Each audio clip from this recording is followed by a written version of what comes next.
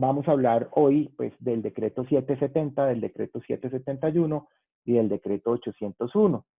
Vamos a hacer algunas referencias a otros decretos que están en el gran paquete de medidas. Tuvimos más de 25 decretos el viernes pasado, pero pues vamos a ver simplemente aquellos aspectos o aquellos puntos en donde tengamos claro que hay algún efecto o algún impacto que ustedes deban saber.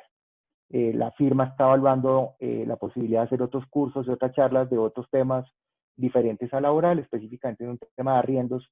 Vamos a ver si la próxima semana ya teniendo un poquito más claro todos los temas de esta normatividad, tenemos esa charla lista. Y finalmente vamos a hablar de la circular 041 del Ministerio de Trabajo sobre trabajo en casa, qué cambios tiene, qué riesgos tiene, cómo funciona, cuáles son sus verdaderos alcances y pues cómo vamos a poder administrar esa circular 041 del ministerio. Entonces, sigamos con lo que tenemos. Entonces, a lo que vinimos vamos. Y la pregunta es en qué vamos en esta crisis, cuáles son las alternativas nuevas que plantea el gobierno, cuáles son los riesgos y cuáles son las estrategias. Esta es la agenda de lo que vamos a hablar. Vamos a hablar de turnos de trabajo, vamos a hablar de turnos especiales de trabajo que creó o modificó el gobierno nacional en el decreto 770, de los acuerdos para el pago de la prima de servicios, del programa de apoyo a la prima de servicios, que es el famoso PAP, en contraposición al PAEF, pero vamos a ver que son muy parecidos en su operatividad. Vamos a hablar del auxilio a trabajadores suspendidos, que es un nuevo auxilio creado por el gobierno, PAEF para suspendidos. Vamos a hablar del auxilio de conectividad, que ha generado mucha inquietud en estos días. Un auxilio solidario a la población cesante o al desempleado. Y finalmente los condicionamientos al trabajo en casa que el ministerio ha establecido en la circular 041. Entonces, empecemos por los turnos de trabajo especiales. Lo primero que hay que contarles es que no se crearon nuevos turnos. Eso es uno de los temas importantísimos. Lo que se hizo fue modificar el artículo 161 que tiene excepciones, que tiene la definición de turnos, específicamente la creación de turnos o de jornadas especiales que ya existían en la ley, las modifica temporalmente durante el tiempo que dure la emergencia. Eso en principio es hasta agosto de este año, para permitir que las empresas se adapten a los nuevos retos que en materia de movilidad las diferentes ciudades van a determinar. O sea, que puedan estar en turnos un poquito más amplios, más flexibles para que las empresas se puedan adaptar a esos turnos y cumplir con las expectativas de movilización segmentada que tienen las ciudades. O sea, que no todo el mundo se movilice al mismo tiempo y que haya una amplitud de turnos. Sin embargo, vamos a ver que no implica una ampliación de la jornada como muchas personas lo han dicho. Específicamente los sindicatos se han quejado mucho de esa presunta ampliación. Vamos a ver que son las mismas jornadas, básicamente con unas distribuciones distintas para permitir una mayor amplitud, y para mi gusto pueden ser mucho más útiles, inclusive pensándolas de cara a una reforma laboral. Ahí pueden haber cosas que las jornadas anteriores tenían como impedimentos y que se constituían en un obstáculo, y que con esta nueva reglamentación temporal pues podrían generar un arreglo y vamos a tener un piloto, una solución a esos obstáculos, y vamos a tener un piloto en estos 3 meses con motivo de la emergencia de COVID-19. Entonces, lo primero hay que decirles es que se modifica la famosa jornada 6x6, tiene varios nombres, 6x6, jornada 36, también le dicen jornada call center. Y pues repasemos cuáles son sus condiciones, tanto las nuevas como las anteriores, para que entiendan los cambios. Entonces, primero, esta jornada 6x6 no es para todas las empresas, solamente la pueden aplicar a aquellas empresas y respecto de aquellas áreas en las cuales existan turnos continuos o sin solución de continuidad, que es la expresión que utiliza la norma. Para decirlo en cristiano normal, pues es simplemente empresas que trabajan 7, 24, 24 horas al día, o sea, que trabajan permanentemente en turnos sucesivos y continuos de trabajadores. O sea que si usted no tiene esa condición de trabajar 24 horas en turnos sucesivos, como podría ser un hospital, como podría ser una estación de servicio, como podría ser un hipermercado 24 horas, o una operación, por ejemplo, 24 horas de suministro, usted no podría utilizar esta figura, no porque la pandemia lo impida o porque la normativa de pandemia lo impida, sino porque desde siempre ha sido una jornada destinada única y exclusivamente a permitir turnos o a establecer su aplicabilidad en turnos continuos 7, 24 horas al día. ¿Cuál es la modificación? La modificación es que la jornada se llama 6 por 6 precisamente porque permite trabajar 6 horas al día durante 6 días a la semana, de tal manera que el trabajador, a cambio de trabajar menos horas, pues esos 36 horas semanales, no tenga o no acceda a recargos nocturnos, dominicales o festivos. O sea, que si usted programa esas 6 horas de noche, después de las 9 de la noche, o usted programa esas horas en un dominical o en un festivo, pues ese trabajador no va a tener recargos por cuenta de esa jornada. O sea, se trabajan menos horas, pero no hay recargos de ninguna índole. ¿Cuál es el cambio? El cambio con temporal que está introduciendo el tema del COVID-19 es que permite que esta jornada se haga en turnos ya no de 6 horas, sino de 8, sin incrementar las 36. ¿Eso qué significa? Que ya no son 6 días a la semana, sino son 4.5. O sea que si uno quisiera revisarla, hoy en día es la jornada 8 por 4.5, porque lo que permite son turnos sucesivos de 8 horas para permitir el triple turno para completar las 24 y pues deja libre 4 horas, pues porque digamos el número de horas no da para crear un nuevo turno de trabajo. En los estudios y en los análisis que le hemos hecho, puede que esta modificación, como les decía, sea inclusive mucho más útil a la que existía anteriormente, porque esa jornada de 6 por 6 que estaba pensado o estaba pensada para turnos de 24 horas, en la práctica su aplicación no era muy clara, pero además de eso generaba unos problemas de cambio de turnos que hacían casi digamos, inocuo poder tener una jornada en teoría más barata. No lo es. Con esta modificación de pronto sí, porque ese punto 5 días o un turno de 4 horas que queda al final podría eventualmente servir para hacer cambios de turno, mezclando las jornadas de 2 personas, de 2 trabajadores. Entonces, es básicamente eso, es permitir turnos de 8 horas para que las personas trabajen 4.5 días a la semana y podrán trabajar en cualquier momento de la noche o en cualquier festivo o en cualquier dominical. Si no se pasa las 36 horas, no habrá recargos por trabajo dominical, nocturno o festivo.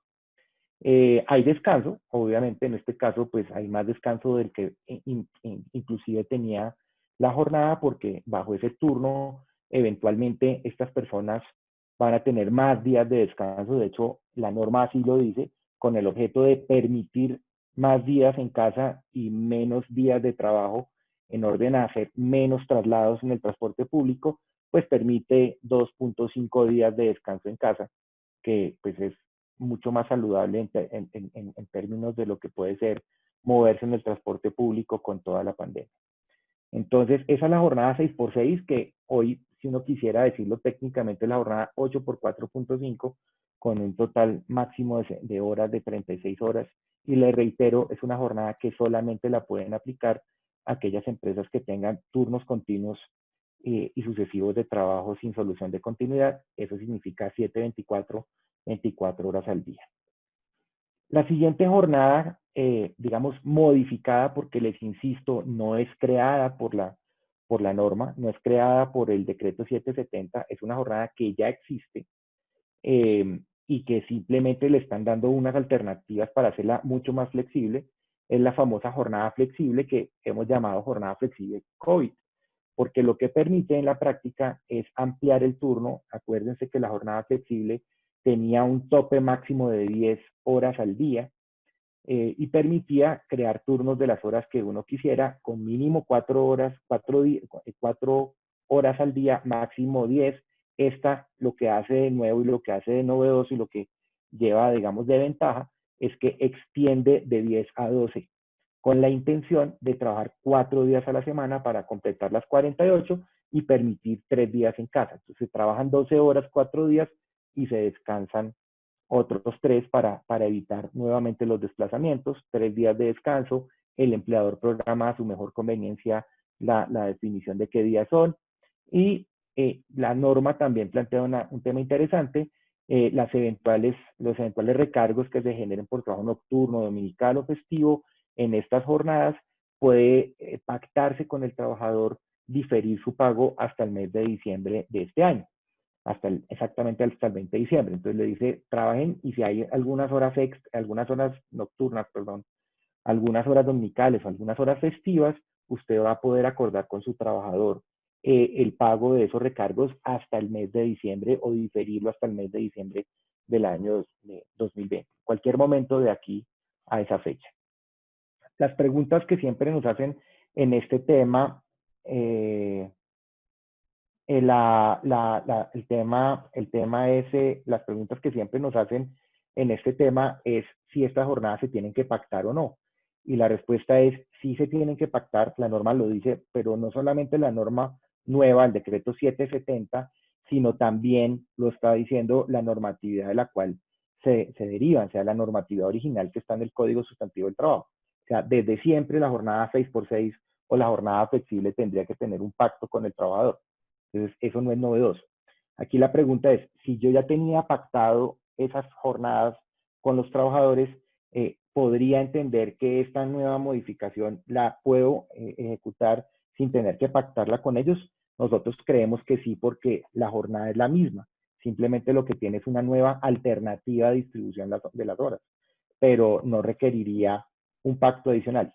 Si usted no tenía la jornada flexible pactada con antelación o la jornada 6x6, si quisiera aplicar esta jornada tendría que pactarla con los trabajadores. Esas son, pues básicamente el tema de jornadas. Abro a preguntas, si quieren pueden levantar la mano o simplemente abrir su micrófono y hacerme las preguntas que tengan respecto de jornadas. Vamos a contestar dos preguntitas para seguir con el tema que tenemos a continuación. ¿Hay alguna pregunta por acá?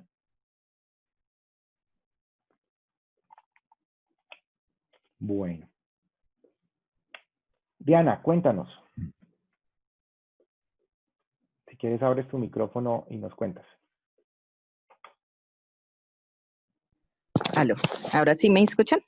Sí, señora. Fuerte y claro. Bueno, esto, sobre todo me quedó la duda fue en la de las, no de 6x6, sino de la normal, La cuando tú flexible. dices que si yo no he pactado, que cómo lo hago. O sea, si de todos modos uno ha tenido un horario normal, que eran las Sí, 8 horas. lo que pasa es que las jornadas flexibles y las jornadas 6x6 son jornadas especiales Ah, que ok, están no son creadas para las antes. empresas normales No, de son para horarios todas normales. son todas las empresas que las puedan aplicar. La 6x6 tiene que ser turnos continuos 24 horas. La Ah, flexible sí puede ser cualquier empresa, no hay ninguna limitante respecto de los turnos de las empresas. Aquí la pregunta es, estas son jornadas especiales que existían desde antes del decreto 770. Entonces la pregunta es, si yo ya la tenía pactada, ¿me toca volverla a pactar? La respuesta es no, porque lo que están haciendo es una modificación a esa jornada. Si nunca he tenido una jornada flexible pactada o nunca he tenido una jornada 6x6, pues para poder implementar esa con esta modificación especial de COVID, pues sí me toca entrar a pactarlo con los trabajadores.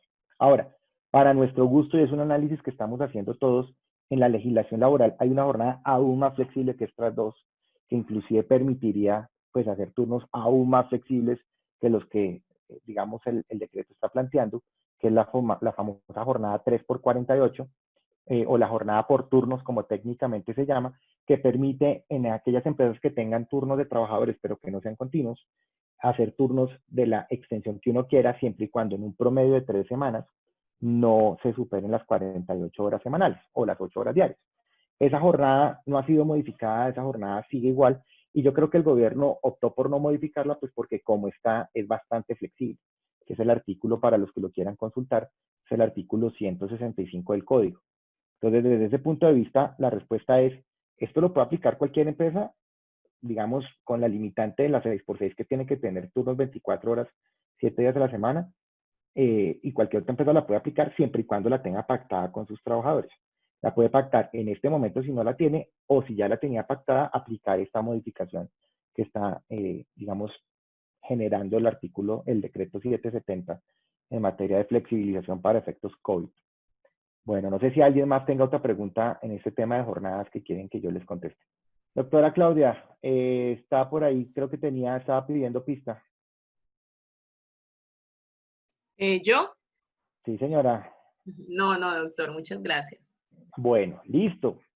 Entonces continuemos con el tema de los acuerdos para el pago de la prima que es un tema que ha generado mucha controversia, porque lo que esperábamos era que el gobierno impusiera el esquema de diferir la prima, o sea, que le permitiera a los empleadores hacer una modificación de tal manera que no tocara pedirle permiso a los trabajadores. Pues eso no fue así, y finalmente lo que aprobó el gobierno nacional es algo que para mi gusto no requería ningún tema normativo. O sea, yo creo que no teníamos que hacer nada en el decreto, creo que no teníamos que, digamos, emitir un decreto para efectos de llegar a un acuerdo con los trabajadores para el pago de la prima, pero pues el gobierno lo recuerda para ambientar la posibilidad de hacerlo, para ambientar la posibilidad de llegar a esos acuerdos. Entonces, lo que está diciendo el decreto básicamente es que se pueden hacer esos acuerdos, que se puede hacer en máximo 3 cuotas. Yo soy de los que pienso que si son más, pues no habría problema. El gobierno le pone un límite temporal. Hasta el 20 de diciembre pone como fecha límite el pago de esta prima de junio. O sea, y lo hace con esa fecha es para que no se le junte, por decirlo de alguna manera, para que no se le pegue con la prima de diciembre que se paga a más tardar el 20 de diciembre. Tiene que ser de común acuerdo. Es totalmente compatible con el auxilio a la prima que vamos a ver a continuación. O sea que si yo recibo auxilio prima, uno de los acuerdos que puedo hacer es que pago una parte ahorita, espero que el gobierno me pague o me reconozca el subsidio o el auxilio especial a la prima, y cuando el gobierno me pague, le giro la parte restante. Eso lo están haciendo muchas empresas y es totalmente compatible. Esos acuerdos no están en el decreto, pero el ministro lo está diciendo reiteradamente, el ministro del Trabajo lo está diciendo, en cuanto a que esos acuerdos pueden ser colectivos o individuales, se pueden hacer con sindicatos o se pueden hacer con trabajadores individualmente considerados. Yo tengo ahí mis discusiones jurídicas con la efectividad del acuerdo con los sindicatos, porque creo que digamos, es una negociación que no creo que se pueda hacer en representación de toda la entidad sin haber tenido una autorización por parte de la Asamblea General de Trabajadores del sindicato para poder acceder a ese acuerdo. Entonces, la recomendación estratégica es, a pesar de que el gobierno está recomendando la posibilidad de hacer acuerdos colectivos, lo mejor es hacerlos individuales. De cualquier manera, evitar que mañana se ponga en entredicho o se cuestione pues la validez de un acuerdo que se pudo haber alcanzado con una organización sindical, en especial si esa organización pues no tuvo el aval de su asamblea, lo cual en este momento puede ser complejo lograr. Por los quórums y además pues porque de pronto no hay la receptividad para lograr ese acuerdo. Entonces la recomendación es hacer acuerdos individuales con los trabajadores. El decreto no lo dice tampoco, pero lo que ha dicho el gobierno es que ese acuerdo tiene como consecuencia principal, pues primero, que no haya incumplimiento por el pago tardío de la prima, y segundo, pues que no se generen intereses durante el tiempo que el trabajador, digamos, por los plazos que el trabajador le va a dar al empleador para el pago de la prima. Entonces, yo les insisto en que creo que la norma como tal podría sobrar en términos jurídicos. Creo que desde antes de que existiera esta norma, las partes podían llegar a un acuerdo sobre el pago de la prima y diferir su pago o distanciarlo en el tiempo. Creo que no había ningún impedimento legal para hacerlo, pero lo positivo de la norma, lo positivo del decreto es que le dice a las partes que esa posibilidad existe, digamos, le abre esa posibilidad y le recuerda a las partes esa posibilidad y le genera, digamos, una tranquilidad respecto de la legalidad del acuerdo, pero yo creo que desde siempre se había podido y en eso no hay ningún problema. No sé si en esto tengan alguna pregunta que ustedes quieren que yo les conteste respecto de la prima. Diana, cuénteme. Doctor, pero listo, lo de la prima se me complica un poco porque la gente no está entendiendo que yo sí puedo no decir en junio, obviamente, porque no hay la plata, pero uno cómo les hace entender de que, porque ellos dicen, no firmo nada contigo, no voy a llegar a ningún acuerdo contigo, yo quiero mi plata en junio y punto. Y si no hay una mediación, como se dice, ¿ahí qué puede llegar uno a hacer? Porque pues Lastimosamente no mucho porque, digamos, sí se requiere el acuerdo para poder hacer el pago en cuotas. Ahora, ya el análisis es que pues, nadie está obligado a lo imposible, finalmente habría un incumplimiento, las consecuencias de ese incumplimiento, si no la puede pagar en junio, pues debería en, digamos, un incumplimiento de la normatividad laboral y eventualmente en una justa causa de renuncia del trabajador o en lo que se llama comúnmente una renuncia motivada aspirando al pago de la indemnización por incumplimiento, pero creo que lastimosamente, tengo que decirte, Diana, que no hay opción alguna de hacer digamos, de dividir los pagos en cuotas o el pago de la prima en cuotas sin un acuerdo expreso con el trabajador. Eso era lo que las empresas estaban esperando que el gobierno autorizara a los empleadores a pagar en plazos sin tener que ir a donde los trabajadores. Pero el gobierno, eso tiene una carga política muy importante y creo que el gobierno definitivamente no se le iba a jugar. Y pues no se la jugó y lo único que hace es recordar que se tiene que hacer un acuerdo y poner las reglas para ese acuerdo. Y yo no puedo hacer una colectiva, supongamos no tengo sindicato, sino yo puedo decir esto, bueno, y la prima la pagaremos en julio, ¿no puedo? Pues de hacerlo se puede. Ahora, ¿cuál es la consecuencia de hacerlo sin un acuerdo? Pues la consecuencia es que primero estás en incumplimiento, pues porque la fecha máxima es el 30 de junio para pagar la prima. Y segundo, eso podría traer consecuencias. ¿Cuáles? Investigaciones del ministerio, que la verdad creo que políticamente en este momento el gobierno no está pensando en multar empleadores, menos por esta situación. Pero la que sí podría ser grave es que la gente alegue que hay un sistemático incumplimiento y que fruto de ese sistemático incumplimiento pueda llevar o traer como consecuencia una renuncia motivada aspirando al pago de la indemnización. Entonces, en ese sentido, yo lo que te diría es tratar de insistir en los acuerdos y firmarlos con los que se pueda. Lo que no se puede hacer colectivo, pero igual, en la medida en que no hay representación porque no tiene sindicato de nadie, pues digamos de ningún tipo, pues igual tendrías que tener la aprobación individual. Digamos, tú puedes reunir a las personas y tratar de hacer un acuerdo con todos, pero si alguien no firma, ese alguien no tendrá acuerdo para diferir el pago de la prima. Ok. Gracias, doctor. Creo que no hay mucho que hacer. ¿Quién tiene otra pregunta que quiera levantar la mano y con mucho gusto? Bueno, en esto no hay preguntas. Angélica, cuéntame. Doctor Camilo, ¿cómo estás? Buenas tardes. Bien, ¿y tú cómo vas? ¿Cómo va todo? Bien, bien, bien, muchas gracias. Bueno, yo te quería hacer una consulta. Nosotros tenemos pensado ofrecer o pactar de manera conjunta con nuestros colaboradores el poder efectuar el pago de la prima en 3 cuotas, ¿sí?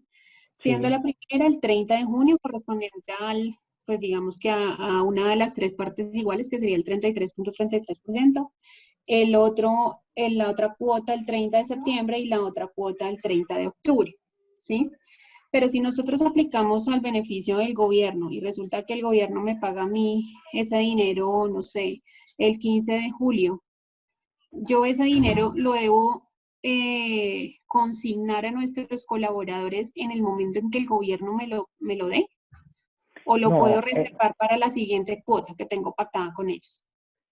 digamos, yo lo que haría es descargar la caja de la primera cuota que pagaste. Digamos, es un punto que es común con el tema del PAEF, que había muchas dudas si yo tenía que demostrar un traslado exacto de 350.000 pesos del subsidio al desempleo a la cuenta de cada trabajador. Y la respuesta de la UGPP es que no, porque de hecho la UGPP en el caso del PAEF, que aquí va a pasar exactamente lo mismo, ya les explico por qué. En el caso del PAEF, pues lo que está diciendo es que el pago, en teoría, es un pago cumplido, que es el pago de abril, respecto de la nómina que se pagó en mayo y que finalmente muchos de nosotros, por no decir que casi todos, vamos a recibir el beneficio en junio, pero vamos a pagar o nos está subsidiando el gobierno una nómina de un hecho cumplido que fue el de abril. En ese sentido, es básicamente un tema de caja. Yo lo que hago es, recibo la plata del PAEF, como también voy a recibir la de la prima, reviso por qué trabajadores me la otorgaron y respecto de esos trabajadores inicio una verificación de si pagué o no pagué.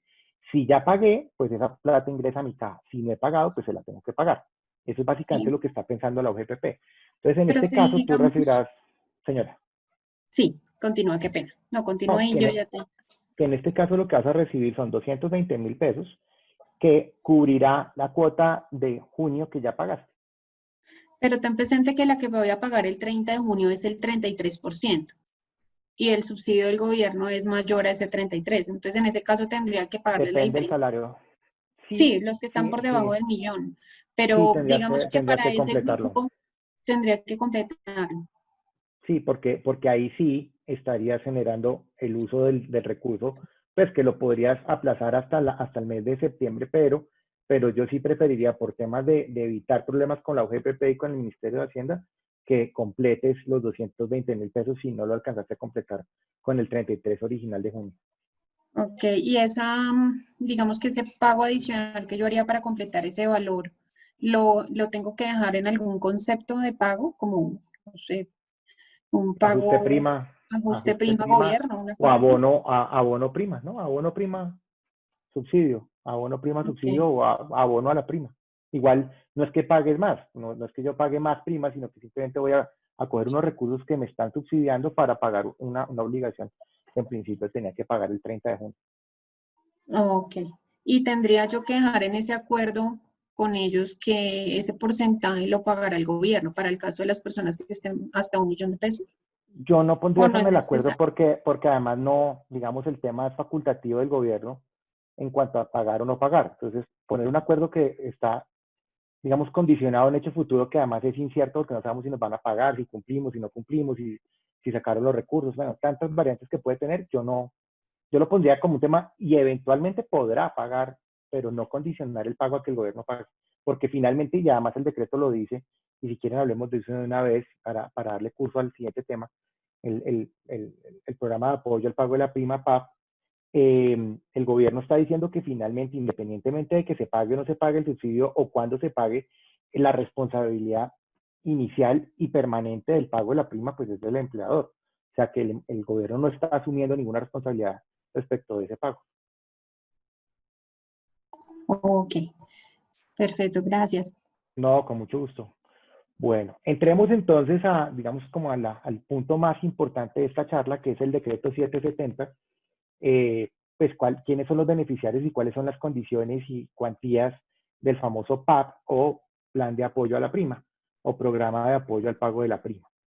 Entonces, es una copia, para que todos lo entiendan, muy, muy, muy parecida, tiene algunas diferencias sutiles, pero es muy, muy parecida, es prácticamente una fotocopia del PAEF. O sea que lo que usted hizo para el PAEF probablemente lo tengan que repetir con algunas variaciones pequeñas. Y ya les cuento cuáles son esas variaciones. Entonces, lo mismo aplica a personas jurídicas, naturales o a consorcios, que eso quedó definido en el decreto 677 de PAEF. Acá lo retoma y dice personas naturales, personas jurídicas o consorcios, empleadores.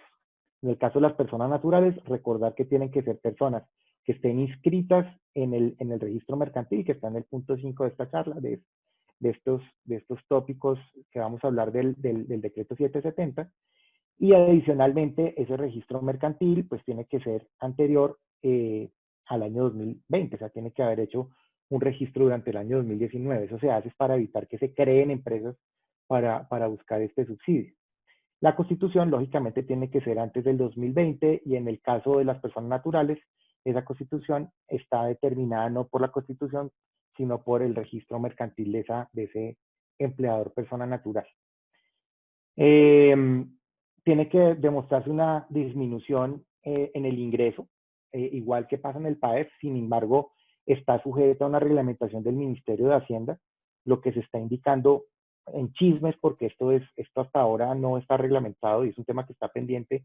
Oportunamente les enviaremos a ustedes el informativo cuando tengamos la resolución del Ministerio para determinar cuáles son los posibles escenarios de variación. Recuerden que en el PAEF fue mes contra mes o promedio de enero y febrero contra el mes de beneficio.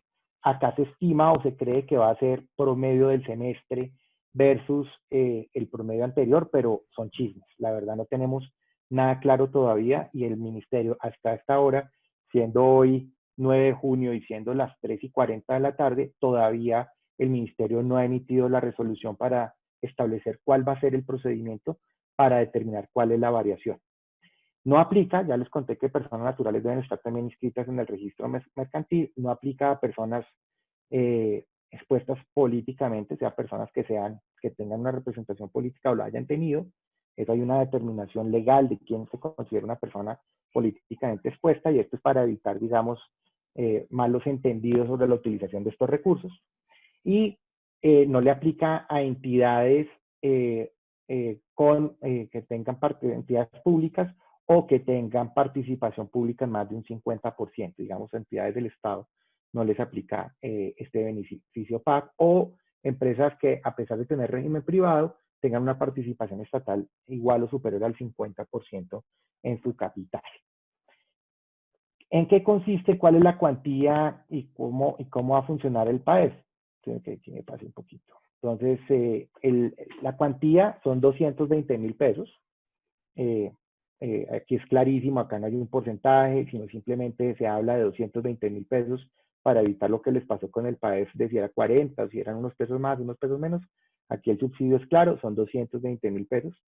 Ojo con esto que es muy importante, aplica a trabajadores reportados en el mes de junio, pero miremos el punto 5 de esta diapositiva.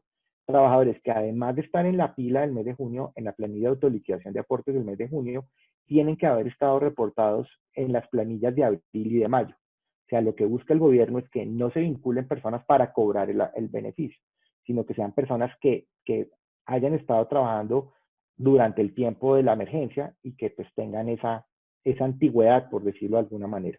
Entonces van a revisar, el derecho lo van a certificar o lo van a revisar respecto de la pila del mes de junio, pero tiene que tener una antigüedad de abril y de mayo para poder acceder al beneficio. Se aplica a trabajadores que coticen, ahí hay una discusión con la UGPP, al menos sobre 1 millón de pesos, que es distinto al PAEF. Acuérdense que el PAEF tiene ahí unos temas importantes, pero acá el tema es de cotización. La UGPP viene diciendo que el trabajador además tiene que recibir salario por 1 millón de pesos. Eso es distinto porque el decreto habla de cotización más no de pago. Recuerden que uno puede cotizar y pagar menos. En este caso, pues, si hay una cotización de 1 millón de pesos que es por encima del salario mínimo, pues prácticamente tiene que tener el pago del 1 millón de pesos también, si no, no habría sentido para pagar sobre una base superior si la persona no está recibiendo efectivamente el dinero. Entonces, en este caso es un poco más claro de lo que pasó con PAES, pero la persona, además de vengar, tiene que cotizar hasta 1 millón de pesos. Aplica para trabajadores directos exactamente igual que el PAES. No, eso significa que yo no puedo cobrar por contratistas, por aprendices o por temporales. Los temporales podrán cobrar a través de las empresas temporales y con esas empresas temporales usted hará la coordinación comercial para saber cómo van a manejar esos cobros y esos pagos, porque es un tema netamente comercial entre la temporal y la empresa usuaria. Y estimamos, eso no está todavía reglamentado, pero todo da a entender, el decreto da a entender que los pagos de este beneficio se harán a partir del mes de julio. ¿Y por qué hacemos ese análisis? ¿Por qué llegamos a esa conclusión? Relativamente fácil, porque la norma es clara en determinar que la pila o la planilla de liquidación de aportes que se va a considerar para saber si se tiene derecho o no al beneficio de prima es la planilla del mes de junio. Y la planilla del mes de junio primero se va a cerrar el 30 y segundo se va a empezar a pagar a partir de la primera semana de julio y pues ahí hasta el 15 y 16 de julio se va a empezar a pagar. Entonces, como solamente hasta que se pague esta planilla, yo voy a poder reportarle a la UGPP cuál es el número de trabajadores que cumplen con las condiciones, se estima que los pagos estarán disponibles a finales del mes de julio o inclusive el mes de agosto. Entonces, por eso esa pregunta que hacía Angélica en la pregunta anterior de la posibilidad de supeditar el pago de la siguiente cuota a lo que me reconozca el gobierno no es conveniente. ¿En qué sentido y por qué no lo es? Porque eventualmente se puede tardar mucho, se puede generar una demora en el reconocimiento del pago, porque pues tenemos que esperar todo el proceso del pago de la planilla para poder contar con esos recursos y poder entregarle la información pues al banco, que a su vez la va a entregar a la UGPP. Entonces, no esperen pagos de este beneficio antes de mediados del mes de julio, inclusive después. Esa es la recomendación que le estamos haciendo a las empresas, que muchos están pensando que esto se radica la próxima semana y que al final del mes de junio van a tener el pago de la prima. Creo que en eso no se pueden confiar, en especial los que están, digamos, pendientes de una definición para llegar a acuerdos con sus trabajadores respecto de aplazar el pago de la obligación o pactar pago por cuotas. El procedimiento es muy, muy parecido al del PAEF, por no decir que el mismo. Es una solicitud firmada por el representante legal, acompañada de un certificado de existencia y representación legal, y dependiendo de las entidades, hay unas entidades sin ánimo de lucro, será el RUT, y hay unas que lo reemplazan, Recuerden que no todo el mundo tiene certificado de existencia y representación legal. Por ejemplo, los consorcios no lo tienen, y en ese sentido, porque pertenece a cada uno de los consorciados, la certificación será el RUT, el Registro Único Tributario del consorcio, acompañado de un certificado del revisor fiscal, en su defecto del contador, y adicionalmente firmado por el representante legal, en donde se estipule el número de trabajadores beneficiarios. Esta es una gran diferencia con el PAEF. Recuerden que en el PAEF la UGPP determinó que no se le tenía que entregar información de trabajadores porque ellos iban a hacer el cruce interno entre planillas, iban a determinar exactamente los beneficiarios. Ya sí está funcionando, y la verdad está funcionando bastante bien. Acá sí exige que el revisor fiscal y el representante legal certifiquen el número de posibles trabajadores beneficiarios. Aquí hay que ser especialmente cuidadosos, porque si bien la UGPP va a hacer otra vez el chequeo entre planillas para saber quién tiene el beneficio, o sea, va a revisar las planillas de abril, de mayo y de junio, pues usted igual tiene que dar esa información, y pues hay unos temas ahí de responsabilidad que es muy importante. Yo prefiero que pequen por defecto y no por exceso, o sea, no vayan a meter trabajadores que usted crea que de pronto cumplen, no, incorpore trabajadores de los que esté absolutamente seguro que cumplen con los requisitos para acceder al beneficio. Disminución de ingresos y pues una correcta destinación de esos recursos.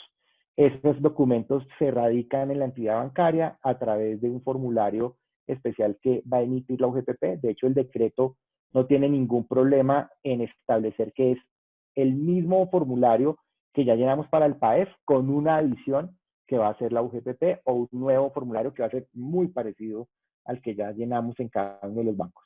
El banco recibe esos documentos, recibe el formulario, le notifica a la UGPP hace el chequeo y le entrega al banco posteriormente el listado de los dineros que le puede cobrar el Tesoro Público. Entonces, Mauricio, voy con usted primero y después con Zoom Lloreda. Perdóneme un minutico. Entonces, Mauricio, cuénteme. Lo escucho, Mauricio. Aló, Camilo, ¿me escuchas? Sí, señora, ahí lo escucho Bueno. perfecto. No, te decía que una pregunta con el tema del $1.000.000 que el decreto dice que cotice. ¿Qué pasa con estos empleados que tuvieron una reducción de jornada y están en este momento por debajo del $1.000.000, pero en su promedio semestral no? ¿Los debería uno incluir como parte de las personas que reciban el subsidio? Lo que ha dicho el ministro, y acá siempre les digo, salvo mejor opinión de la UGPP, lo que nos pasó en el PAEF era que el decreto dice una cosa y la UGPP está diciendo otra, y está pagando la plata de una forma distinta a lo que dice el decreto, específicamente en la forma de calcular los beneficiarios del PAEF. Aquí puede llegar a pasar lo mismo. El criterio va a ser la pila del mes de junio. Independientemente de los cambios, usted va a determinar con cuánta plata cotizó durante el mes de junio, y con fundamento en eso, si está menos del hasta el $1.000.000, perdón, le va a pagar. Entonces, en ese sentido, pues le va a pagar. Si en la planilla el 30 de junio usted cotizó con menos hasta $1.000.000, le va a pagar independientemente de los salarios que la persona haya tenido a lo largo del semestre. Entonces, usted pudo haber tenido un salario alto en abril, eventualmente, o pues digamos más alto en abril, que pasaría el millón, en mayo inclusive también, pero si en junio está en el $1.000.000, tendría derecho al beneficio. Por lo menos eso es lo que está empezando a decir la UGPP, a pesar de que eso no es del todo claro en el decreto. El decreto parece claro, es junio y punto. Pero pues la UGPP ha dicho otras cosas, como pasó con el PAEF, que nos confundió a todos, pero pues afortunadamente fue a favor de las empresas, y en ese sentido, pues si el que paga y el que determina y controla dice que es más plata, pues es más plata. Y pues ahí sí no se puede hacer nada. Ahora, le estamos dando la instrucción a nuestros clientes que si usted tiene alguna duda respecto de la plata que le llegó del PAEF, o llegar a tener alguna duda respecto de la plata que le llegó, lo mejor por seguridad es devolverla, porque estamos hablando de recursos públicos y es mejor evitar problemas futuros de una indebida apropiación de recursos públicos, que puede ser muy peligrosa. Zoom Lloreda, no sé con quién hablo, pero buenas tardes. Doctor Camilo, buenas tardes. Habla con Cristian Rivas. ¿Cómo está, Cristian? ¿Cómo le va? Bien, gracias. Doctor, una pregunta respecto al tema del auxilio de prima. Si una compañía por su, digamos, su resultado financiero no es candidato a aplicar, porque pues por sustracción de materia tampoco aplica el PAEF, pero contrata compañías de servicios temporales que sí son candidatos, a la hora de que ellos apliquen al subsidio de prima, ¿cómo jugaría el tema de la facturación de la temporal hacia la compañía usuaria de esa contraprestación? Sí, esa es una gran pregunta, ya le he dado algunas pisticas por ahí, pero el tema es que la relación entre la temporal y la empresa usuaria es una relación totalmente comercial. O sea, es la misma relación que usted tiene con cualquier proveedor, solo que aquí el producto, aunque suene horrible lo que voy a decir, pues son personas. En ese sentido, son servicios. En ese sentido, pues es lo mismo que yo haría con cualquier proveedor del cual yo me entero que a alguien le está pagando los costos directos. Puede que él se beneficie, no tendría la obligación de transmitírmelo. O sea, la ley no obliga a la empresa temporal a transmitirme ese recurso a mí, o mejor dicho, a aliviarme mi cobro porque ellos cobraron. Creo que es un tema netamente comercial y lo peor, pues lo peor o lo mejor es que el tema hoy en día tenemos como un 50-50. En las empresas que nosotros hemos asesorado, hay algunas temporales, digamos, muy asertivas y muy dispuestas a hacer algún tipo de reconocimiento de lo que recibieron del gobierno, pero otras definitivamente no, porque pues además hay muchas que están en una situación muy compleja económica. Entonces, pues precisamente es para salvarme. Entonces, pues le sigo cobrando, pues porque si no me quiebro, entonces se lo voy a cobrar y después miramos. Pero digamos, no hay una norma que obligue a la temporal a validarle a usted esos pagos que recibió el gobierno, porque él es un empleador como cualquier otro y puede acceder al beneficio como cualquier otro. Y ya la relación que usted tenga entre ella y ellos es una relación comercial, señor. Lo que te decía, que complejo el tema porque con las temporales nos toca compartir los riesgos laborales. Si el personal de misión se me accidenta, yo me vuelvo casi que solidariamente responsable por lo que resulte de él, hasta por recondicionarle un espacio a mi compañía, porque nos han tocado reintegros de personal que se desprograma y nos los reintegran, porque nos volvemos solidariamente responsables por fueros de salud. Pero cuando hay un aliciente, el aliciente sí no tiene digamos, una condición más allá de lo comercial, sino que se queda ahí. No, en eso estamos de acuerdo. De hecho, esto siempre lleva a pensar que las temporales pues tienen un tema ahí complejo y que cada día se complica más. Digamos que su vida tiene problemas en términos de qué va a pasar después de esto, porque pasan cosas como esta. Digamos, es una realidad que usted la tiene ahí, ellos son trabajadores, pero no lo son míos, yo los pago, pero no lo son. Entonces, esa ficción que se creó en la ley desde hace muchos, muchos años, más de 40 años, y que pues finalmente uno entiende que se creó en el 90, hace 30 años, pues ha empezado a tener problemas. Y este simplemente es uno de los puntos para que usted diga, ¿valdrá la pena o no valdrá la pena? Pero le reitero, lastimosamente desde el punto de vista legal no hay ninguna salida. Es un tema netamente comercial entre la temporal y la empresa usuaria para que yo le diga, oiga, alguien le está ayudando, ¿por qué me lo cobra? Es como la lógica. Pero en principio, pues, es el mismo que pasaría con un proveedor que le hacen un descuento. Que su proveedor o, digamos, el que le suministra la materia, la prima, le hace un regalo, le hace un descuento, pues, eventualmente usted pretendería que le trasladaran ese descuento también a usted, pero no, legalmente no está obligado a hacerlo. Doctora Claudia, cuéntelo todo. Gracias, buenas tardes. Pues efectivamente nosotros en las temporales que yo estoy asesorando hemos hecho acuerdos individualizados con cada una de las compañías que los ha solicitado, teniendo en cuenta el aspecto tributario, porque ese ingreso hace parte para retención de renta, ¿no? Sí, hay unos temas y además a veces sale más calcular que el perro por lo que entendí en una de esas negociaciones. Pero sí, el tema es lo que les digo, en las que yo he participado, estamos en un 50-50. Ya algunas temporales han sido muy receptivas y muy amables con el tema, y inclusive nos han dicho, oiga, sí, pero denme un campito, denme un poquito de caja porque estoy reventada, y digamos, han logrado buenos acuerdos con las empresas usuarias. Pero así también tengo unas que es que están demasiado reventadas y lo están viendo como un poquito de agüita en la mitad del desierto. Entonces, pues ellos lo cuidan como lo que es, un poquito de agüita en la mitad del desierto. Entonces ahí el tema puede ser un poquito complejo con el manejo con las temporales, pero vuelvo y les insisto, es un tema de total negociación con ellos. Es un tema totalmente comercial. Bueno, continuemos porque tengo que cumplir con mi promesa de que esto sea cortico y sustancioso. Entonces, auxilio a trabajadores suspendidos. Esto fue una queja de algunas centrales obreras y en general de la sociedad, que dijo, oiga, es un poquito injusto que a los trabajadores que no suspendieron, que finalmente tienen algo de plata, sí les estén ayudando al empleador o a los trabajadores, sí les estén ayudando para pagar la nómina. Y a los que están suspendidos, que son precisamente los que no tienen plata porque están suspendidos, pues que no exista ningún beneficio. El gobierno, consciente de esa situación, crea un subsidio a suspensiones de contrato de trabajo, que no va a estar en cabeza de la UGPP, no tiene reglamentación por cuenta de la UGPP, sino por cuenta del Ministerio de Trabajo. Es para trabajadores suspendidos durante los meses de abril, mayo y junio. Es un auxilio de 160.000 pesos por mes por consignación directa al beneficiario. Va a funcionar muy parecido al auxilio solidario que el gobierno le ha dado a colombianos sin ingresos. Es prácticamente el mismo beneficio, solo que pues ese beneficio no se le otorgaba a personas que estuvieran cotizando en el sistema de seguridad social. Acá sí.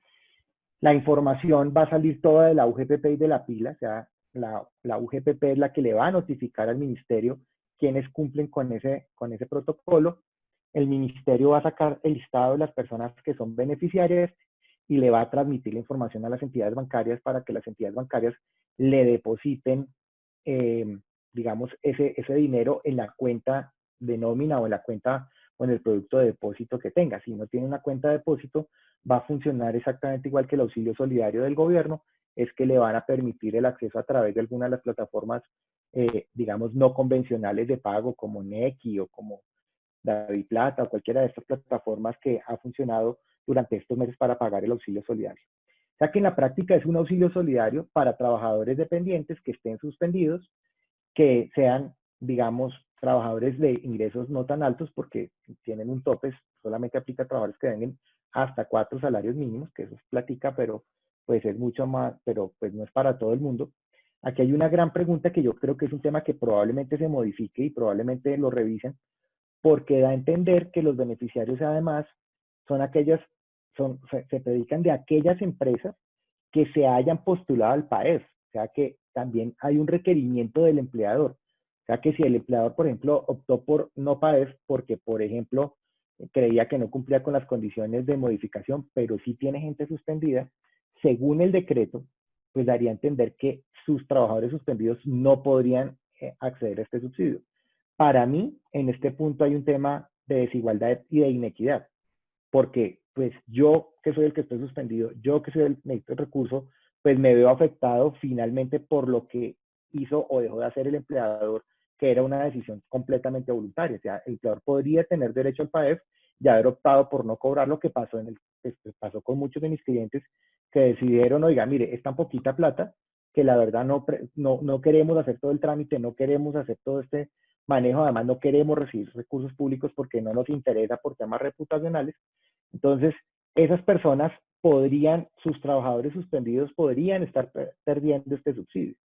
Entonces, ahí de pronto hay algún arreglo. Yo ya he escuchado algunas voces diciendo que ese requisito de haber postulado el empleador o haberse postulado el empleador al PAES, pues puede ser injusto con aquellos trabajadores suspendidos de empresas que optaron por no hacerlo por voluntad o que inclusive están suspendidos sin la afectación que exige la ley del 20%. Digamos que se afectó mucho, lo que sea, 18%, y por eso no pudieron acceder al PAEF su empleador, pero además se afecta el trabajador. Entonces, ahí va a haber un punto que posiblemente se revise.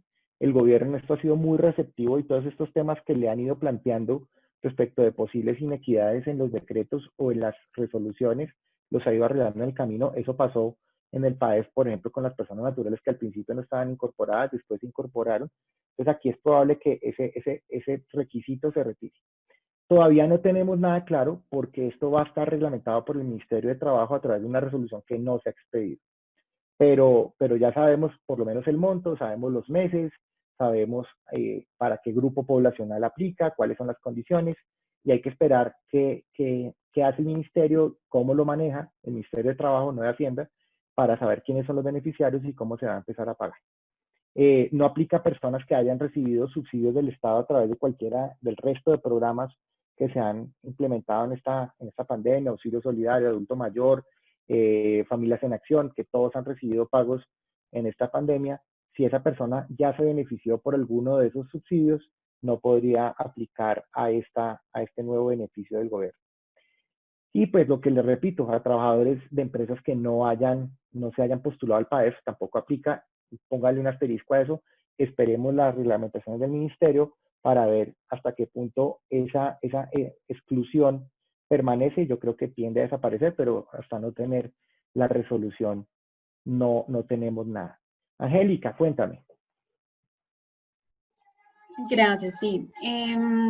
Bueno, es que ahí es un poquito contradictorio con el primer decreto del PAEF, ¿no? Porque es que, de hecho, las empresas que no aplicamos para ese subsidio o para ese beneficio, pues no aplicamos porque uno de los parágrafos decía que se excluían las personas o los trabajadores que tuvieran contrato suspendido o licencia no remunerada. Entonces, digamos que ya entendiendo que no se cumplía con ese requisito, pues por eso no nos postulamos.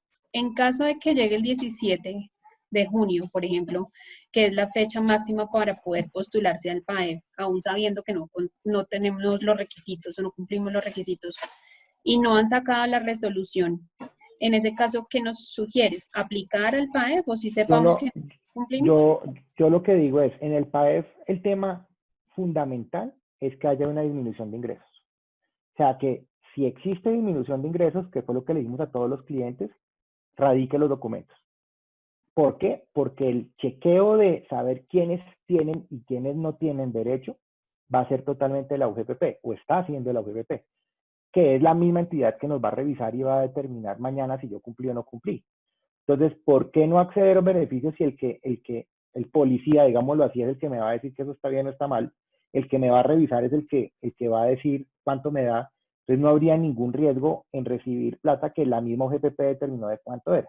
Ahí el tema pasa es por tener absoluta claridad de que hay una diferencia en la disminución de ingresos, que hay una disminución de ingresos que creo que en tu caso es absolutamente evidente, porque usted es una aerolínea y está quieta. Entonces, yo me hubiera postulado a ver qué dice la UGPP, qué me paga. Yo lo haría, si no lo hicieron para mayo, lo haría ahorita, porque creo que ustedes sí tienen derecho con las fórmulas de la UGPP, que yo no comparto porque el decreto dice otra cosa, pero pues es que la UGPP está fallando a favor de los empleadores. Entonces, ¿por qué no acceder a esos recursos que le pueden servir mucho? Pero además, ahí hay otra razón para hacerlo, pues porque tú sí tienes mucha gente suspendida. Entonces uno dice, oiga, aquí se va a perder además 520,000 pesos, que esta gente va a recibir 500 y pucho, que esta gente va a recibir a lo largo del tiempo 580,000 pesos, no sé cuánto es, que van a recibir a lo largo del tiempo que les podría ayudar muchísimo. Entonces, ¿por qué no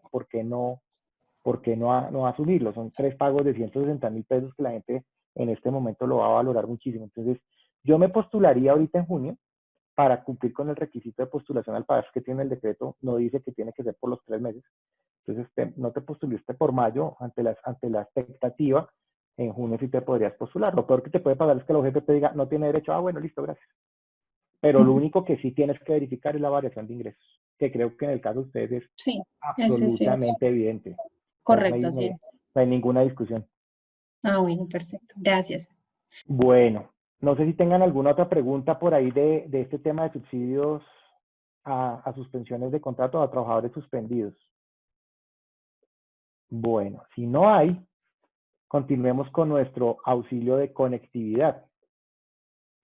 Entonces, este auxilio también ha sido muy controversial y lo peor de todo es que es mucho más sencillo de lo que uno cree y es mucho más tranquilo de lo que uno cree, solo que pues ha dado de todo. Así que sí existe un derecho que le paguen a uno el agua, la luz, el teléfono, el café que se tomó aquí en la casa donde estoy yo.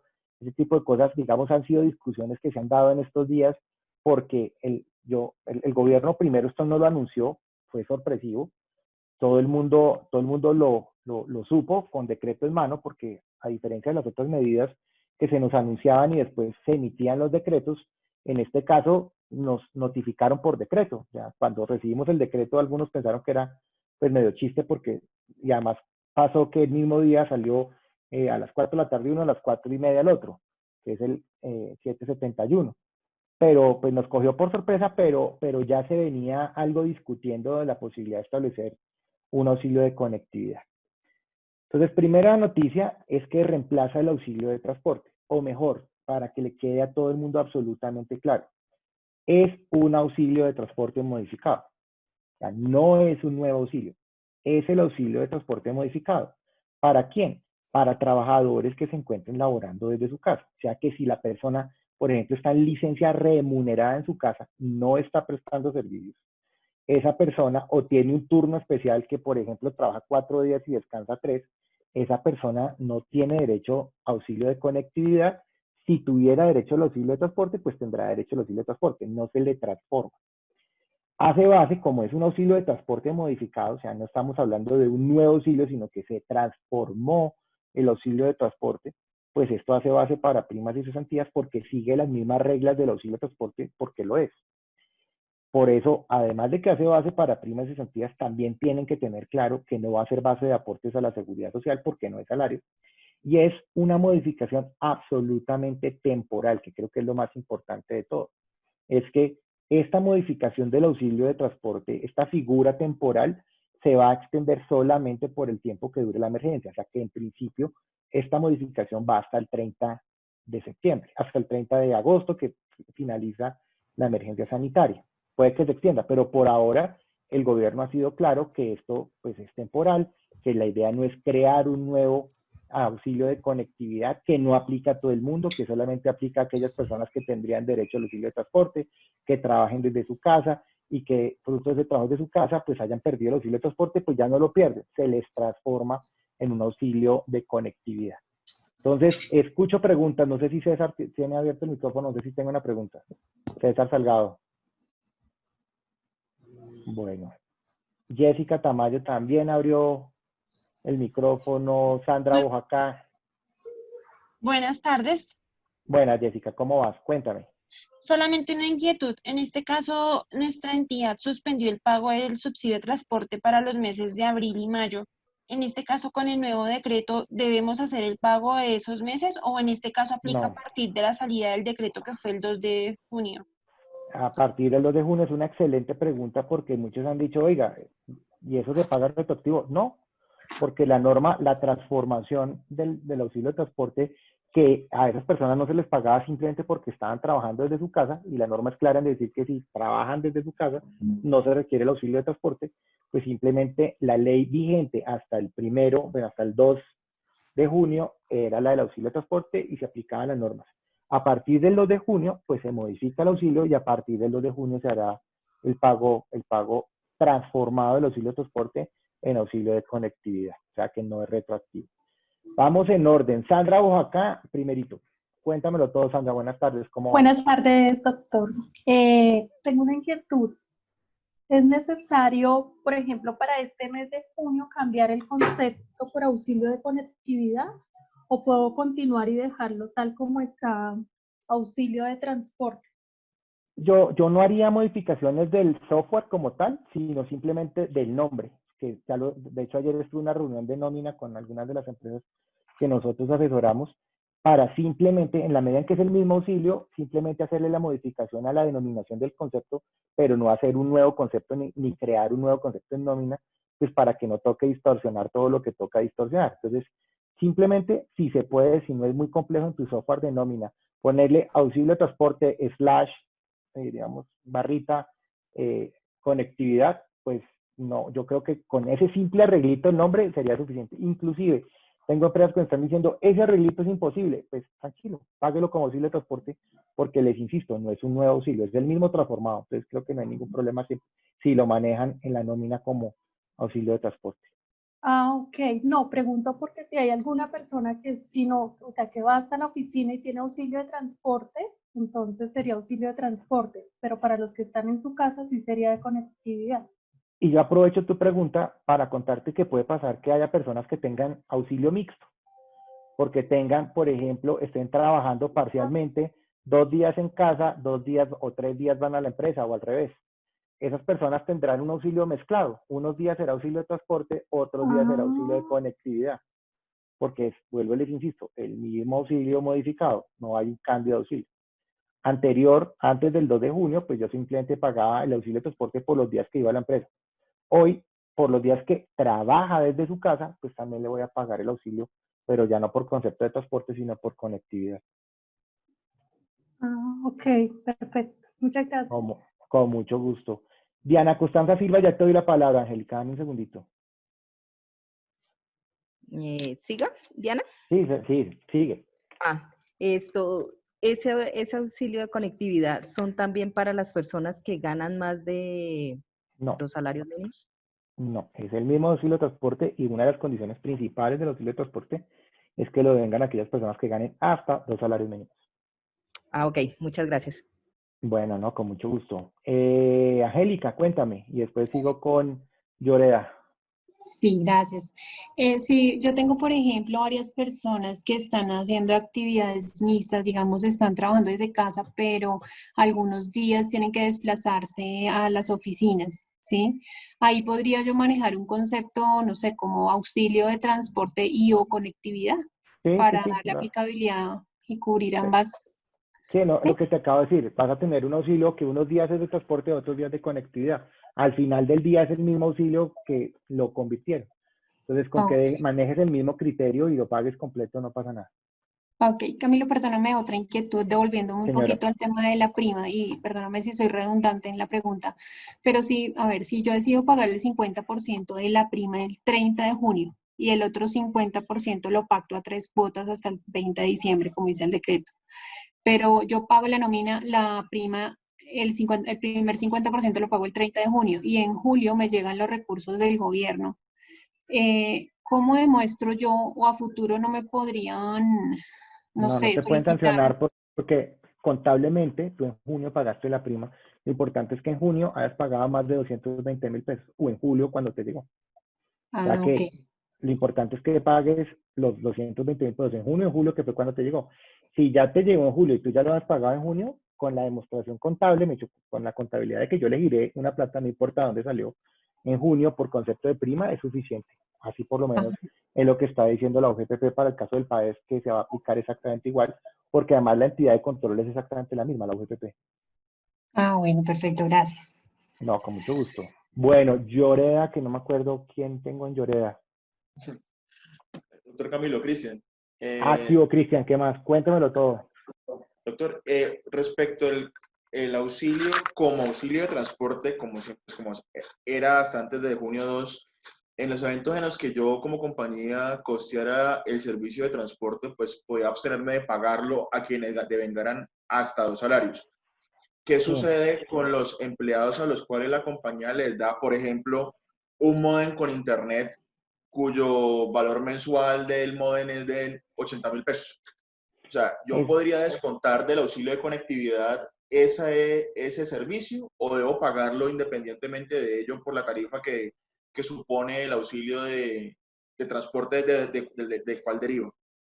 Pues yo tengo, digamos, digamos, ahí hay una respuesta jurídica y una respuesta estratégica. Jurídica, usted tiene razón en que si es el auxilio de transporte, debería seguir los mismos criterios. Y el mismo criterio es que el auxilio de transporte yo lo puedo dar en dinero o en especie. Si yo lo estoy dando en especie, pues automáticamente tengo claro pues que ya lo reemplacé, porque yo le estoy dando el transporte. Aquí haciendo la analogía, si yo le estoy dando el medio de conectividad y le estoy pagando esa conectividad, estaría reemplazado. Ese sería en principio el esquema y estaría obligado a la diferencia. Ahora, estratégicamente depende mucho usted de dónde esté parqueado y qué tan problemática sea su masa laboral. Yo sé que usted me entendió ese concepto. O sea, que si Sí, usted por no pagar eso se va a meter en una guerra, usted sabe con quién, pues por 100.000 pesos durante 2 meses, la verdad no vale la pena la pelea. Entonces, yo lo haría muy estratégico. Hay empresas que ya nos han preguntado y no solamente con lo que yo entrego en especie, sino que hubo empresas que desde el principio le reconocieron a la gente algún auxilio de conectividad. A la gente que mandaron para la casa extralegalmente le reconocieron 200.000 pesos, 100.000 pesos para pagar precisamente el internet, el agua y ayudarle con las cosas. Nosotros lo que le estamos diciendo es que hoy usted podría asumir un reemplazo respecto de este auxilio por lo que usted tiene. Entonces, si usted creó un auxilio de conectividad precisamente para permitir que la gente trabajara y mucha gente lo hizo inclusive con el mismo criterio que hizo el gobierno. Como no les vamos a pagar auxilio de transporte, manténganle 120.000 o 130.000 pesos para ayudarles con el tema de conectividad. En ese caso creo que no hay ninguna duda que usted puede reemplazar uno con otro, siguiendo los mismos criterios que tiene el auxilio de transporte. Y en el caso del módem, pues creo que también se sigue lo mismo desde el punto de vista jurídico. Desde el punto de vista estratégico, yo le diría, analice si la pelea vale eso o no la vale. Si la vale, pues désela, pero si no, yo prefiero que se quede quietico en términos de peleas, la verdad. Bueno, Joana, cuéntame, Joana Caicedo.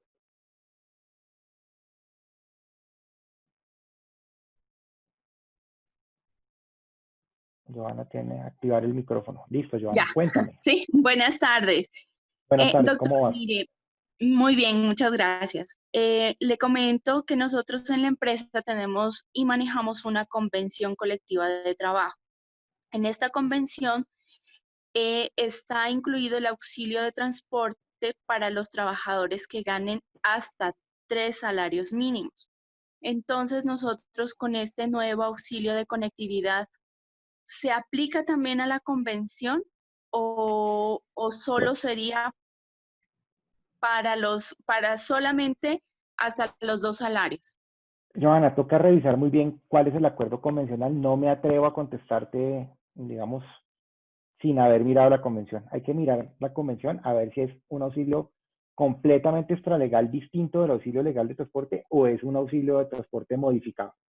Si la respuesta es que es un auxilio de transporte legal modificado para extenderlo a 3, creo que se metieron en el lío porque pues esto lo que hizo fue cambiar el auxilio de transporte. Entonces creo que ahí también aplicaría el auxilio de conectividad hasta 3.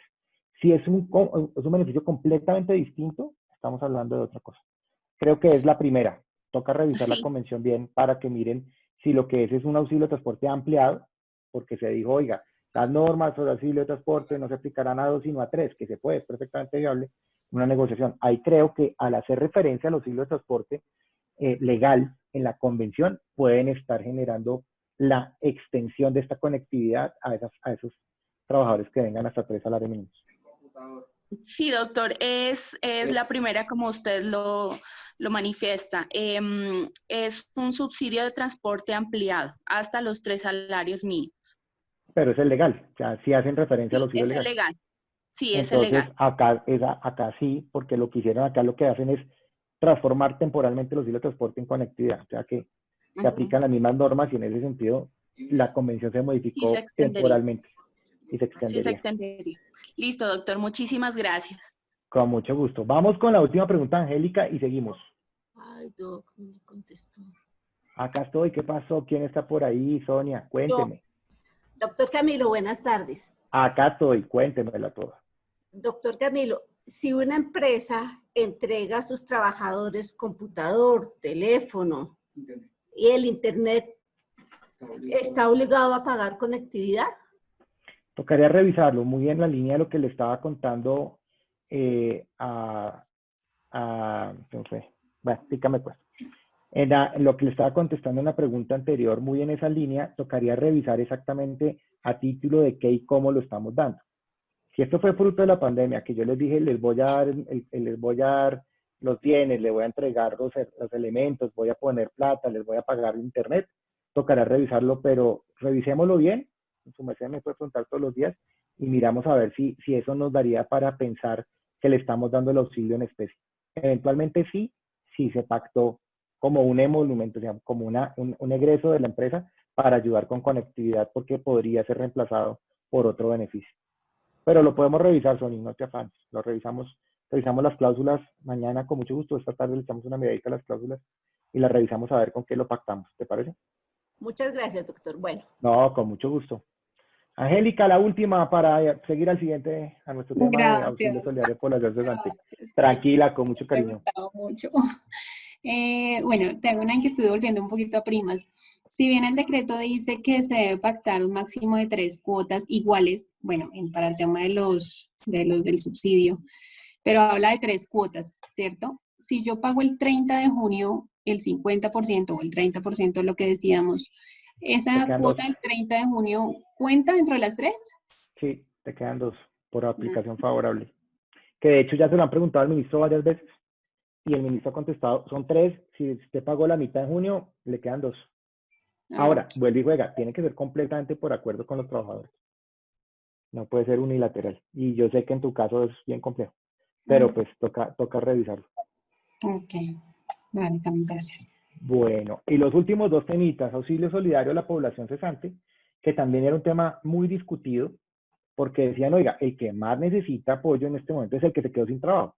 Haya apoyo para el que tiene trabajo, haya apoyo para el que quedó suspendido, y entonces, ¿cuál es el apoyo que puede llegar a tener una persona que se quedó sin trabajo, que además puede que no haya podido acceder a los beneficios del gobierno de solidaridad, a los de familias en acción, adulto mayor y estos otros beneficios, porque precisamente por estar registrado como trabajador dependiente, puede que no hubiera podido acceder. El gobierno accede a esa solicitud y expide el decreto 801, que no ha sido tan famoso, pero pues es muy importante, y establece un auxilio de 160,000 pesos durante 3 meses a las personas que hayan sido desempleadas o se hayan quedado desempleadas después del 12 de marzo del año 2020.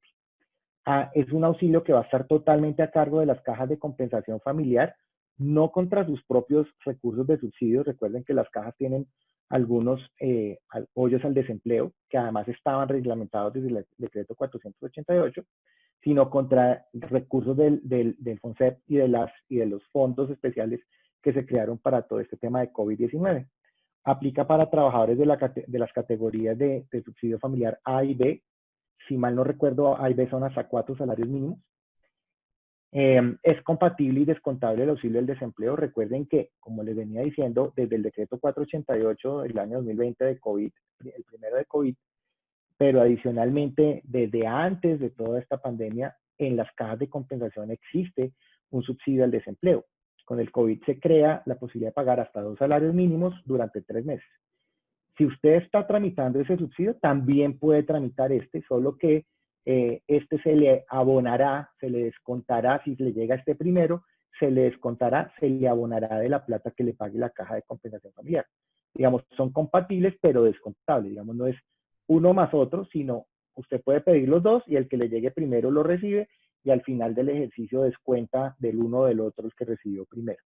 O sea que lo podría pedir ya y se espera que estos pagos estén efectuados a más tardar la segunda quincena de julio. La reglamentación, a pesar de que esto está a cargo de las cajas de compensación familiar, está totalmente a cargo del Ministerio de Trabajo, muy parecido al sistema de determinación de beneficiarios que tiene previsto el gobierno para los apoyos a los trabajadores en suspensión de contrato. O sea, el ministerio va a cruzar pilas, va a cruzar el esquema de beneficiarios y va a determinar qué personas están desempleadas, que no fueron beneficiarias de otros planes de ayuda del gobierno y va a proceder al pago de esos beneficios. El trabajador además tiene que haber demostrado, que eso lo va a determinar el ministerio con fundamento en la información que le pasen las cajas de compensación familiar, haber aportado por lo menos 6 meses durante los últimos 5 años para poder acceder a ese beneficio y pues no haber cobrado subsidio al desempleo en los últimos 3 años, no haber accedido a otro beneficio de desempleo. Entonces, cuando les digo que es compatible, es que le pueden pedir los dos al tiempo, el que primero le llegue, le funciona. Pero si anteriormente, antes de la pandemia, o sea, antes del decreto 488, había cobrado el subsidio, en ese caso ya no será beneficiario de este nuevo auxilio al trabajador cesante. Todavía está muy incipiente, faltan todas las reglamentaciones del Ministerio de Trabajo y las resoluciones que probablemente expidan algunas otras entidades como la Superintendencia de Subsidio Familiar. Hay que revisar qué más tenemos ahí, pero pues es una buena noticia para los trabajadores cesantes. Vuelve y juega, son 3 pagos de 160,000 pesos que en este momento son muy positivos para la gente.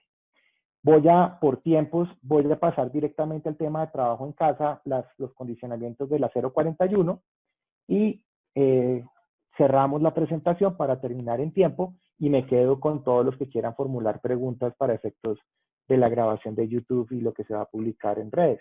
Entonces, cerremos con el punto número 7. El punto número 7 es la famosa circular 041 de condicionamientos o condiciones especiales para el trabajo en casa. Les hago un recuento cortico de la diferencia entre trabajo en casa y teletrabajo. teletrabajo es una modalidad que está establecida en la ley desde el año 2008 a través de la ley 1221, que tiene una cantidad de requisitos, digamos, de formalización de ese trabajo, que en su momento hacían inviable que todos nos fuéramos para la casa a trabajar si nos obligaban a cumplir con esos requisitos. Entonces, el gobierno tomó esa ley y en una excepción que está en la ley para determinar que en algunas situaciones no se predica teletrabajo, sino trabajo en casa, dijo, voy a coger esa excepción, que es una normita que dice, esto no es trabajo en casa, esto no es teletrabajo, perdón, para crearme una nueva figura que se llama trabajo en casa. Eso fue básicamente lo que hizo.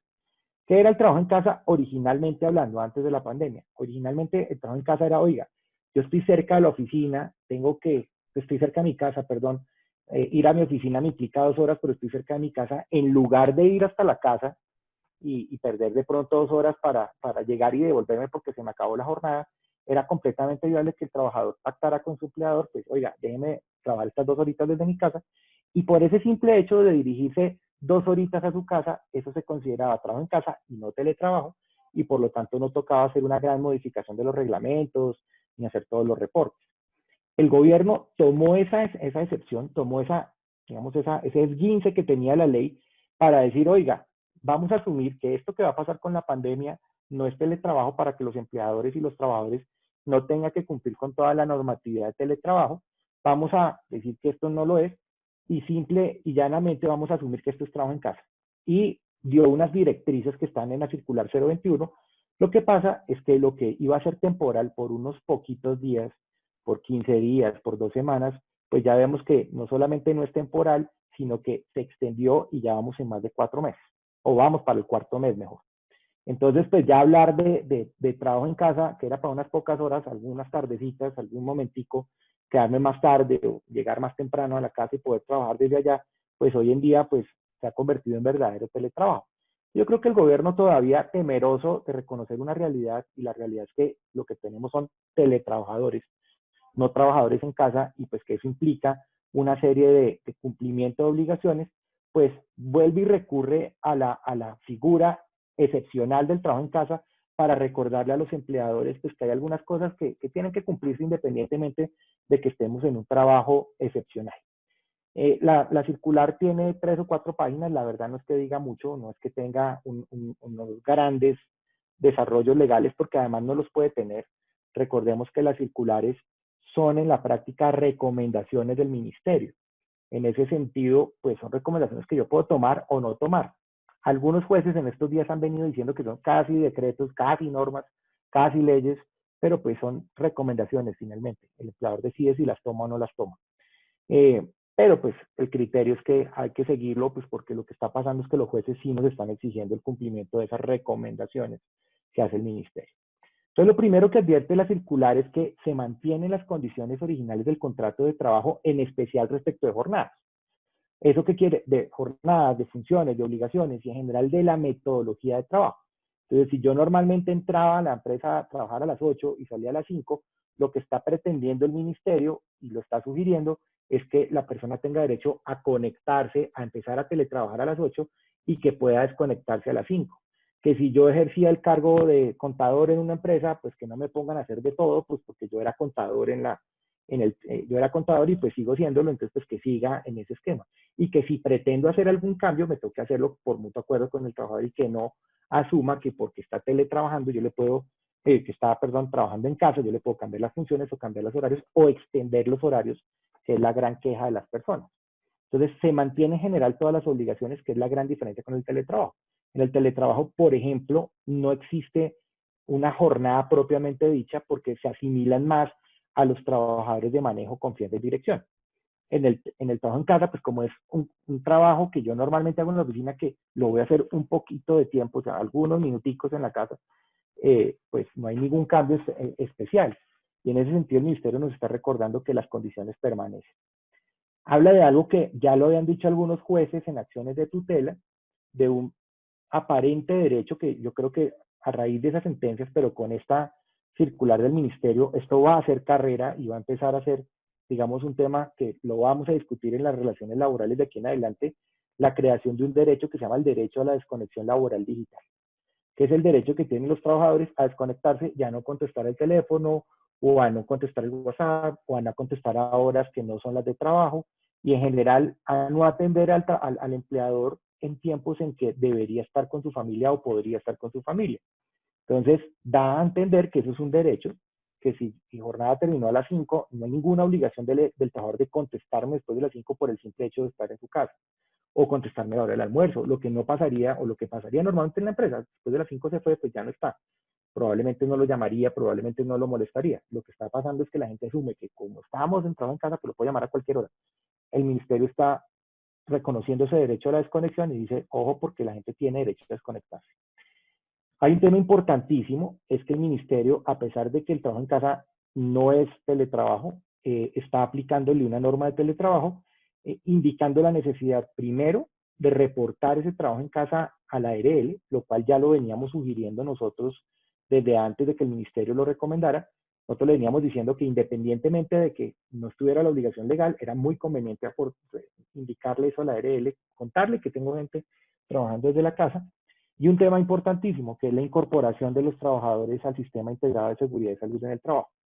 El ministerio no llega al punto de obligar la modificación del sistema, pero sí empieza a decir que somos los responsables del puesto de trabajo, somos los responsables de la protección de riesgo psicosocial, que somos responsables de ergonomía, que somos responsables de carga social, de carga de estrés laboral. Se empieza a decir, independientemente de que usted no tenga que modificar el sistema, sí tiene que ponerse a trabajar en temas, en protocolos de protección a los trabajadores que estén trabajando desde su casa. Eso también ya se lo hemos recomendado a nuestros clientes, que independientemente de que no fueran teletrabajadores y no existiera la obligación legal, era importante tener en cuenta que tenía que existir protocolos de ergonomía, de luminosidad, de trabajo seguro, de descanso, de no sobrecarga, todo lo que usted haría normalmente en la empresa, pues lo tendría que trasladar a la casa, básicamente pues porque el trabajo no cambió, simplemente cambió el sitio desde donde trabaja. Y recuerda al ministerio también, afortunadamente, que pues el trabajador no se puede escudar en el hecho de estar en su casa para disminuir el ritmo de trabajo, para generar, digamos, temas de bajo rendimiento o cambios de horarios o el no cumplimiento de metas. Dice que pues tiene que seguir trabajando desde su casa, se mantienen las obligaciones de autocuidado del trabajador, el cumplimiento de sus deberes básicos laborales, y que él tiene la obligación de balancear sus temas personales con el tema del trabajo para permitir que el empleador en sus tiempos, en los tiempos laborales, pues acceda al trabajo y al trabajador en condiciones normales. O sea, que si normalmente trabaja 8, pues que trabaje 8. Y que no se escude en el hecho de estar en su casa o de tener obligaciones personales para eventualmente evadir obligaciones laborales. Entonces, por un lado, le recuerdo una cantidad de cosas importantes a los empleadores, pero también a los trabajadores. Ese es básicamente el recuento de la circular 041. Vale la pena que le den una leída, es un texto extenso, 4 o 5 páginas, con algunos temas contradictorios entre sí, pero pues es un buen intento del ministerio. Yo sé que algunos de los que están acá son funcionarios del ministerio y me están entendiendo. Es un buen esfuerzo que creo que era necesario que se dijera algo. Podrían haberse hecho otras cosas y, por ejemplo, a través de un decreto reglamentar el trabajo en casa. Pero pues bueno, eso queda para la historia y no para lo que va a pasar. Esperemos que esto funcione. La recomendación final en este punto es que si usted ya cree que el tema se va a extenderse y que su empresa definitivamente va a mantener trabajadores en teletrabajo para cumplir en especial los protocolos, es mejor empezar a hablar de teletrabajo, es mejor empezar a regular el tema. Cuenten con nosotros para eso. O sea, hay que hacer unos reportes, modificar el reglamento interno y en general todo eso que les conté cuando hablamos de teletrabajo en otra de las charlas, para empezar a cumplir con la normatividad y empezar a decirnos la verdad, que es que ya llevamos 4 meses en esto y pues alegar que esto es trabajo en casa como excepción, cuando llevamos 4 meses, pues es complejo. Entonces, no me voy a desconectar, tranquilos, me quedo contestando preguntas, pero para la grabación simplemente les cuento que de parte de Cuberos Cortés Gutiérrez Abogados, les agradezco haber estado acá, escucharnos, síganos en nuestras redes, con muchísimo gusto estamos dispuestos a ayudarles en todo. Cuberos está para ayudarles en todos sus temas.